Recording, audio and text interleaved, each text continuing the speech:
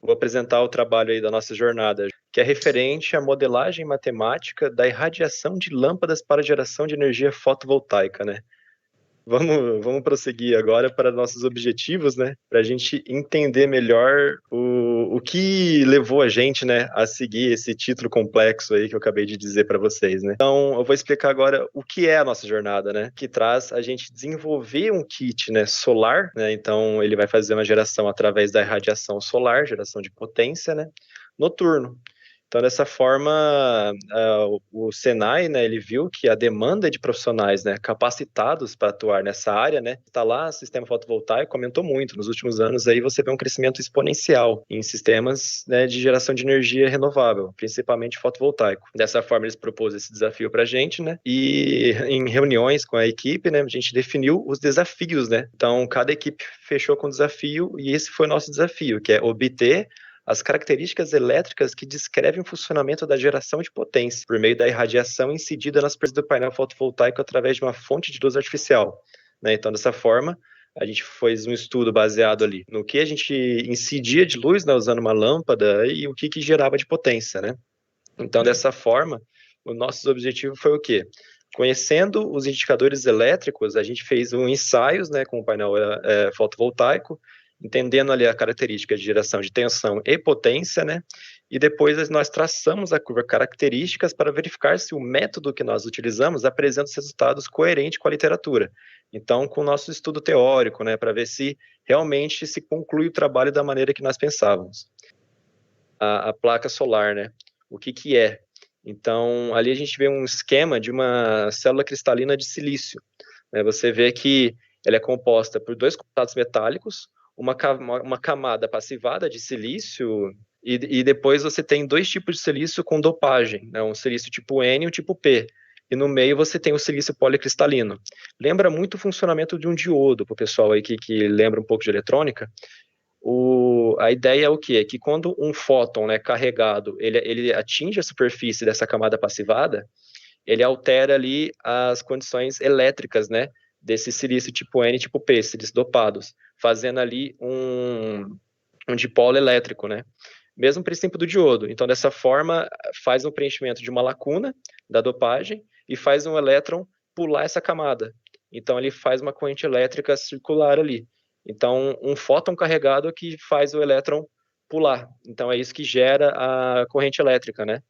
A gente analisou as diferenças ali dos espectros, né, dos tipos de lâmpadas que a gente tinha disponível lá no Senai, né, que elas de vapor metálico, né, também conhecido como CDM, e as halógenas. Dessa forma, a gente conseguiu as seguintes curvas, né? A gente conseguiu primeiramente essa curva, que é das lâmpadas halógenas. A gente baseou naquela curva que eu mostrei lá anteriormente, que era a curva de potência pela tensão, e a gente plotou ela no Excel usando os pontos que a gente coletou, né? Então a gente colocou ali uma linha de tendência e fomos analisando ali qual que se aplicava melhor ao nosso gráfico. No fim, a gente conseguiu uma função polinomial de quinto grau que expressou ali satisfatoriamente a nossa curva. Como ela está mostrada ali embaixo, é uma equação bem extensa e com valores bem precisos, né? E essa aqui é a curva das lâmpadas de vapor metálico, também conhecido como CDM, né? Vocês podem ver que ela tem uma variação bem grande pela questão da potência ser menor, então o ruído foi maior devido ao circuito elétrico, né? Você pode ter vários problemas de ruído e também ela pode ser expressa por uma curva de uma função polinomial de quinto grau, né? Então ficou bem bacana aí as duas curvas, né? Você consegue ver bem a semelhança com a curva lá de potência, né? Que é o que interessa para a gente.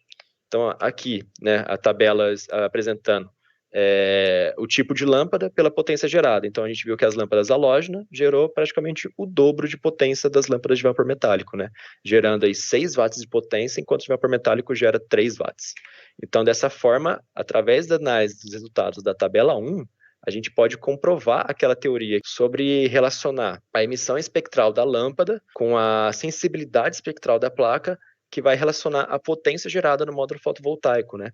Então, a gente consegue analisar melhor aquele gráfico e ver, por conta daquela curva mais linear, né, da lâmpada halógena, então ela passa ali desde do infravermelho, do ultravioleta até o infravermelho, com um range bem extenso, você gera o dobro de potência, né, do que a lâmpada de vapor metálico. Você vê que só tinha uns spikes ali de certos valores ali de radiação, o que não gerou um resultado muito atraente para nós, né?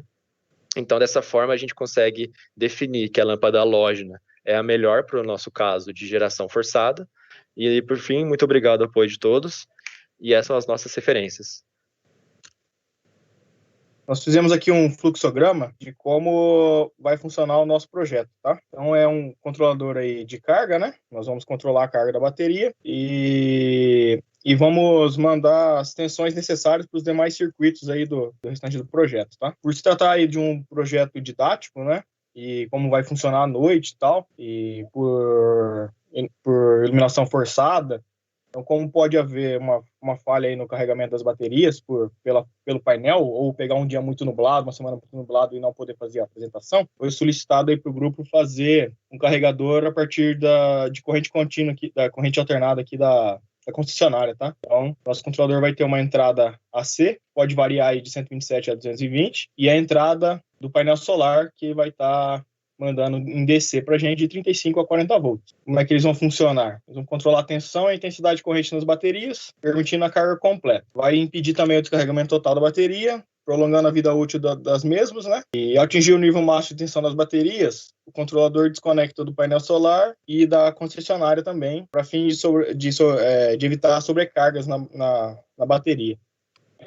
Outra coisa também que ele vai fazer é quando a bateria estiver com a tensão nominal ali dela, né, 36 volts, né, vão ser um banco de 3 baterias. Então, quando ela atingir 36 volts, né, que é a tensão mínima dela, o nosso controle vai desativar os demais circuitos para não drenar toda a corrente da bateria e não vir a inutilizar ela, tá? Os transformadores, eles trabalham com um princípio de indução eletromagnética, e sendo que foi descoberto por Michael Faraday. E eles têm a principal função de alterar o valor da tensão elétrica e da corrente elétrica, fazendo com que elas aumentem ou diminuam. E esses dispositivos operam exclusivamente com corrente alternada.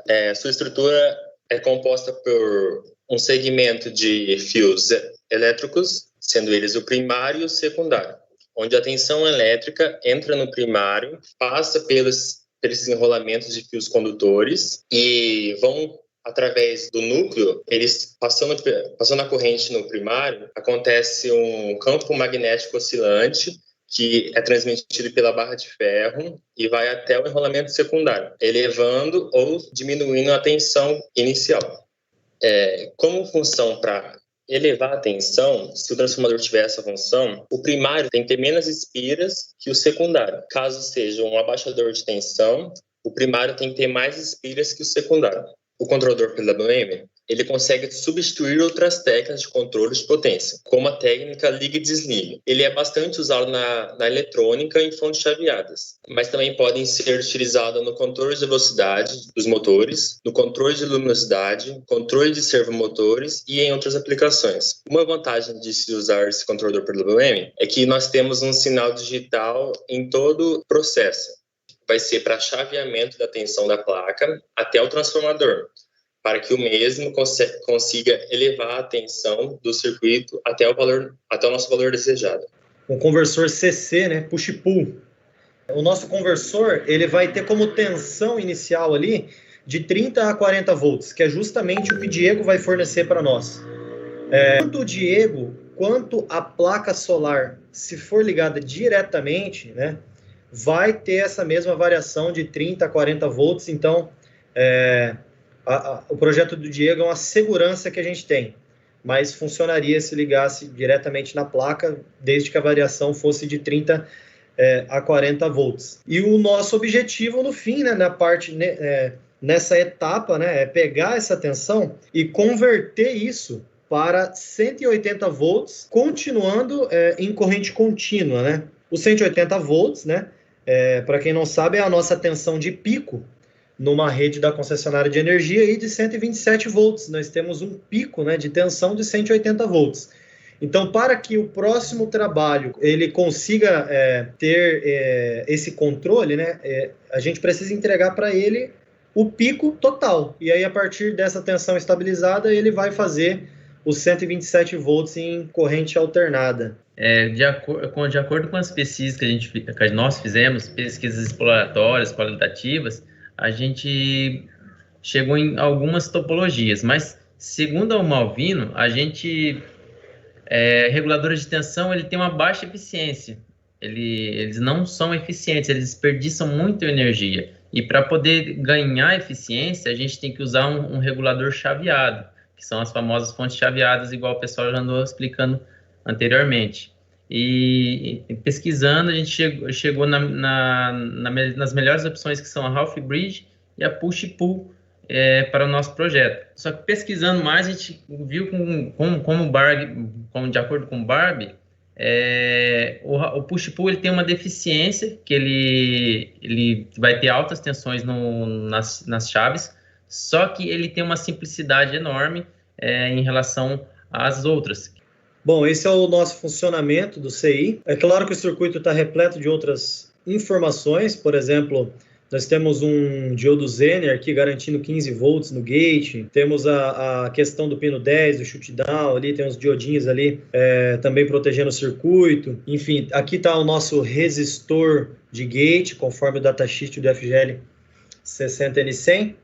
Mas, então, basicamente, né, o funcionamento do push-pull é esse. Os 36 volts está entrando aqui. Da onde que está vindo esses 36 volts? Está vindo do trabalho do Diego ou da placa solar. E o aterramento está espalhado aí no circuito, né? Na placa vai ter um pino, né, específico do aterramento. Então, vai entrar esses 36 volts, as chaves vão chavear aqui de acordo com o nosso cálculo e o controle.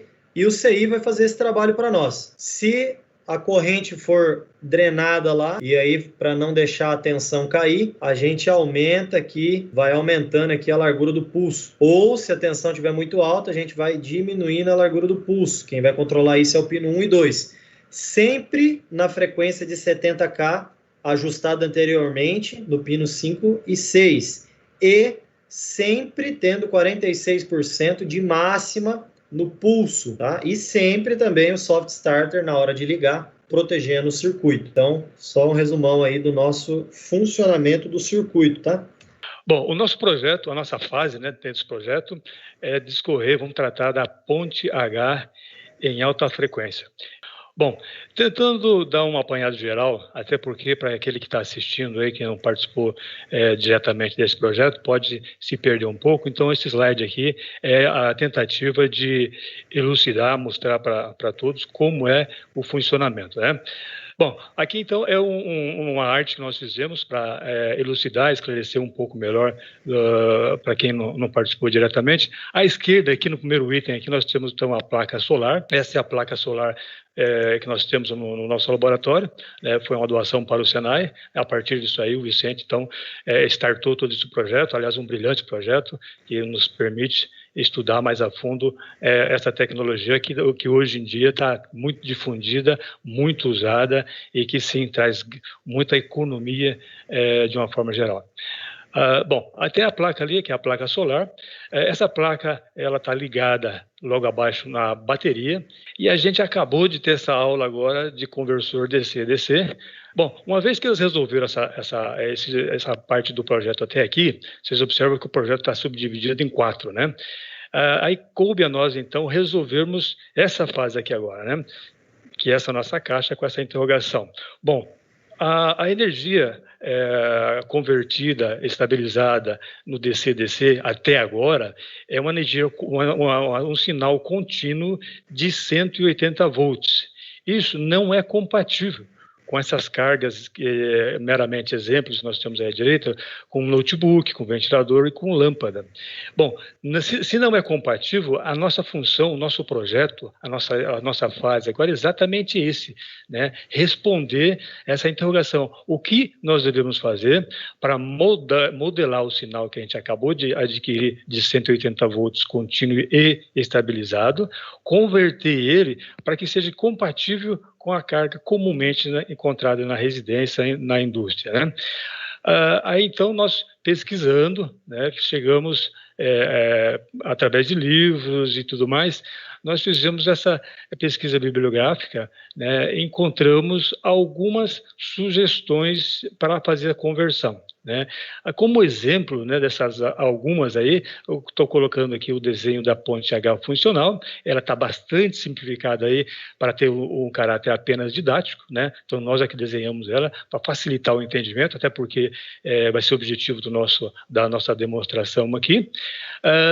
Uma outra opção, uma outra possibilidade é através do conversor push-pull, que é esse da direita aí, né? Mas também existem outros exemplos, outras soluções de conversor, como o flyback, como o meia onda, como o book pull e por aí vai. Então, de todas as que nós investigamos, pesquisamos, a que melhor se adapta é a ponte H. Nós garantimos uma onda senoidal na saída, respeitando a frequência da rede, que até esse momento, essa rede ela é off-grid, né? Todo esse sistema nosso ele não está e não estará dentro desse projeto conectado à rede da concessionária, é um sistema isolado, daí o nome off-grid, por isso essa senoide é de 60 Hz, exatamente para que no futuro a gente vá fazer a conexão com a concessionária. Então, é esse o funcionamento. Nós temos essa situação, problema aí no início, e agora então nós vamos ter a solução. Bom, até então, recapitulando um pouco as nossas ideias, nós tínhamos a placa solar, a bateria e nosso conversor DC entregando ali nossa tensão de 180 volts contínuo no tempo, né? E até então nós tínhamos um problemão aí para resolver, que a gente não sabia para onde ir. E aquela caixa que até então era um ponto de interrogação, não sabíamos o que fazer, através de estudos e pesquisa, nós conseguimos encontrar um meio que consegue estar interligando ali o nosso circuito e resolvendo nosso problema.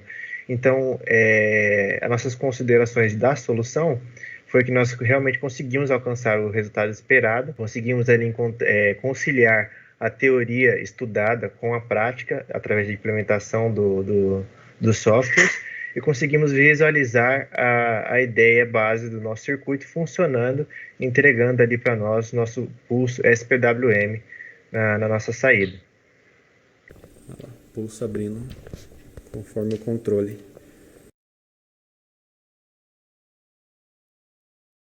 O circuito, quantos volts está dando saída? 230 volts. Se ele aumentar a carga, vai para 229. 1 volt de diferença, o pulso abre mais. Show de bola. Conversor DC com controle PI. Conversor CCCA. Filtro de saída. Ponte completa. Full bridge. Controle. Saída senoidal. Aqui está 50 Hz com 30 volts de excursão. Medição direto na carga. Então, isso tudo que nós vimos até agora, né, isso mostra o ganho, né, o ganho do projeto como um todo, né, para a sociedade, para a indústria de uma forma geral, que vai trazer um ganho econômico. Claro, é óbvio, é sabido, né, energia fotovoltaica hoje traz um ganho significativo, está transformando a energia solar em energia elétrica, vai trazer também um ganho ecológico, pois se trata de uma energia limpa e sustentável, né? Limpa porque não tem lá o alagamento de grandes áreas para formar represa, né? Não tem lá o carvão ou o petróleo sendo usado para aquecer a caldeira, para se gerar a energia elétrica de fontes térmicas, né? Como é que nós temos aqui a térmica de Araucária. Não é uma energia oriunda de energia atômica, né, nuclear, como é a que acontece lá em Angra dos Reis, do Rio de Janeiro. Sim, é uma energia limpa e, né, grátis. E o Brasil é um país agraciado por Deus e tem um recurso, tem bastante sol, né? É um dos países onde tem bastante insolação, um dos mais no mundo, né? Um dos maiores do mundo em termos de insolação, e que permite, então, essa conversão, né? Aproveitar esse sol que está aí grátis, né? E que pode, sim, muito bem ser utilizado. E dentro desse projeto também, além desse ganho que eu acabei de citar, o ganho econômico, ganho ecológico, principalmente temos aí o ganho educacional, né, já que esse projeto vai permitir tanto demonstrar ou também ensinar qual é o funcionamento da conversão de energia solar em energia elétrica, mesmo em ambiente de sala de aula fechado à noite, né? Então, esse kit solar aí, ele, uma vez montado, ele em produção, ele vai permitir isso aí, que se pegue toda essa máquina que esse robô que eu vulgarmente chamo, né? Pega esse robô aí e se leve para uma sala de aula em qualquer momento, né?